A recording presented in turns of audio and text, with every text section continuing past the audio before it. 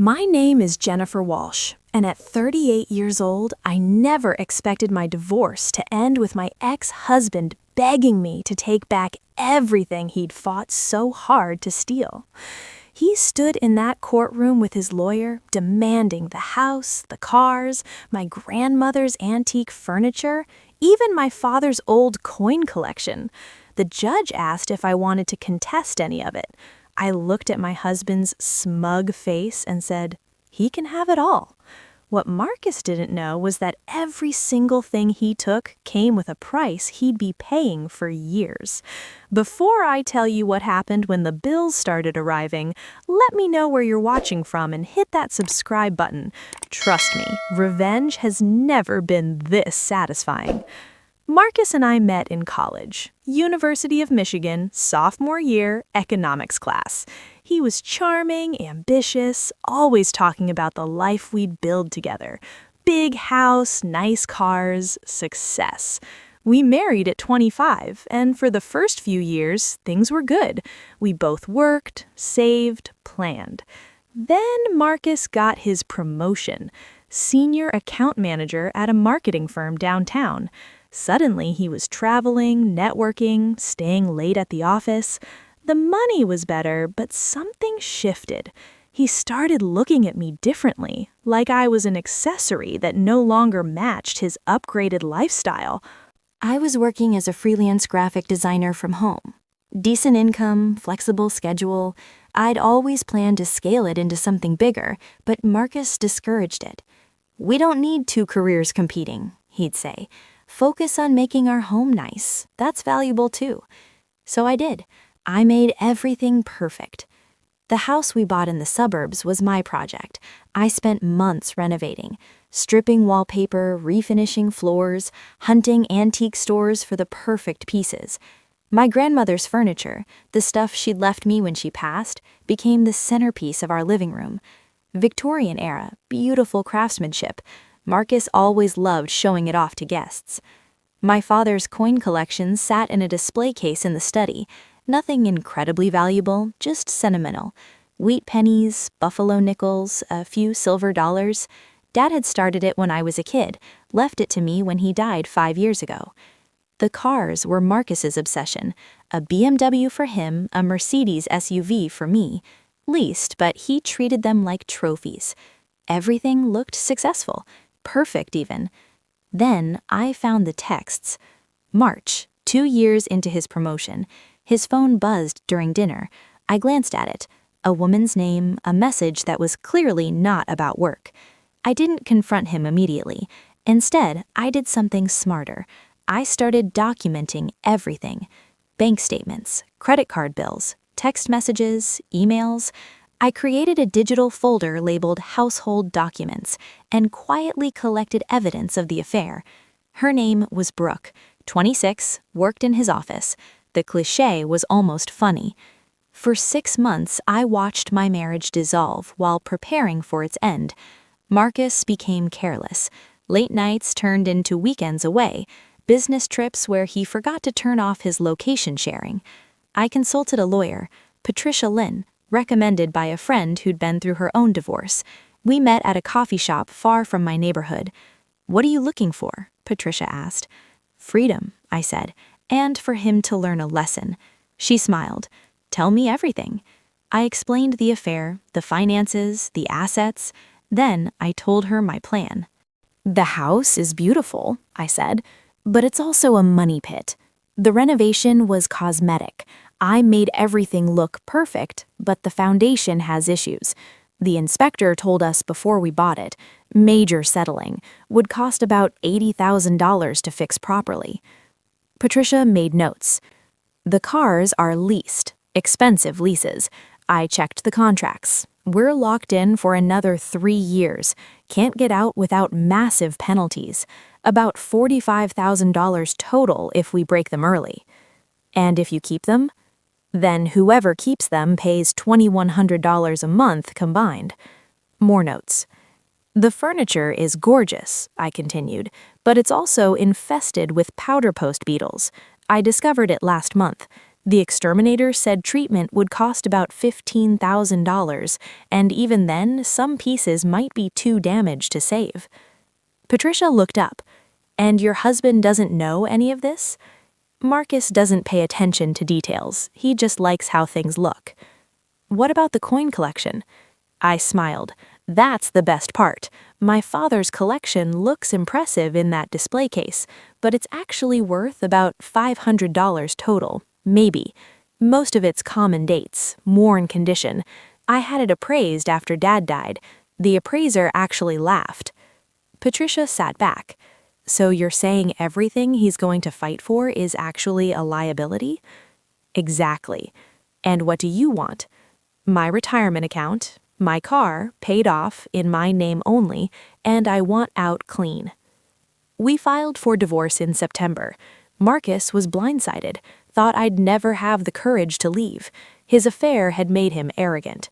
His lawyer, some expensive guy named Richard from a downtown firm, came out swinging. They wanted everything.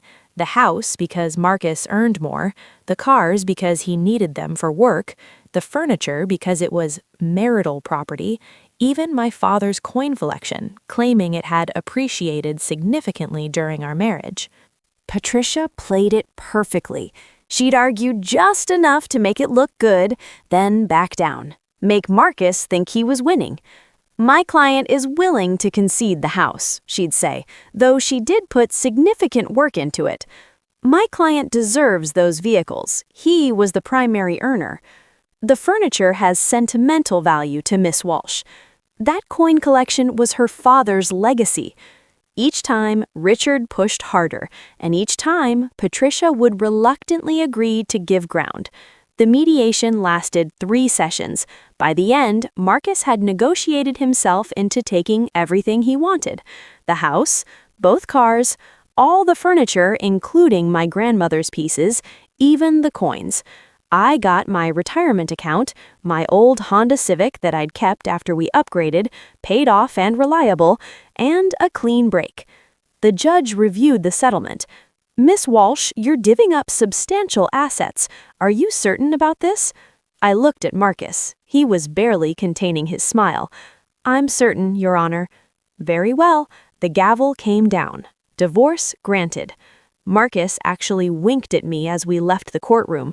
That was 6 weeks ago. The first call came 2 weeks after the divorce was finalized.